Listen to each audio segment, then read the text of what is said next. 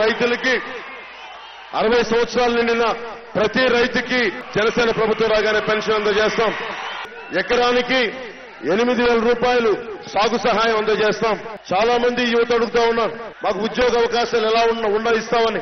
జనసేన ప్రభుత్వం రాగానే నిరుద్యోగ యువతకి 3 లక్షల ప్రభుత్వ ఉద్యోగాలని భర్తీ చేయించే బాధ్యత జనసేన ప్రభుత్వం తీసుకుంటుంది.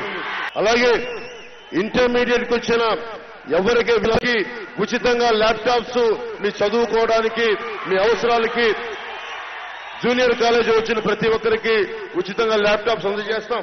రాష్ట్రం మొత్తం మీద ముఖ్యంగా యువతకి పరిశ్రమల్లోనే ఉద్యోగాలు కాకుండా మీలో నుంచి కొత్త యువ రైతులను తయారు చేసి మీ కాళ్ల మీద మీరు నిలబడగలిగే బాధ్యతను జనసేన ప్రభుత్వం తీసుకుంటుంది. అలాగే మా ఆడపడుచులందరికీ కుటుంబానికి అండగా ఉండడానికి సంపాదనకి సంబంధం లేకుండా మీరు ఎంత సంపాదన ఉన్నదని లేకుండా గ్యాస్ సిలిండర్లు ప్రతి కుటుంబానికి ఉన్న ఆడపడుచుకి సంపాదనకి సంబంధం లేకుండా ఉచితంగా అందజేస్తాం. అలాగే రేషన్ను ఏం తినాలి ఏ నూనె వాడాలని కాకుండా మా ఆడపడుచుల అకౌంట్లోకే 2,500 రూపాయల నుంచి 3,500 రూపాయలు డైరెక్ట్ గా నగదు మీ అకౌంట్లోకి జమ చేసి పెడతాం. పారిశ్రామికవేత్తలు అనగానే బాగా వెనుకబడిపోయింది.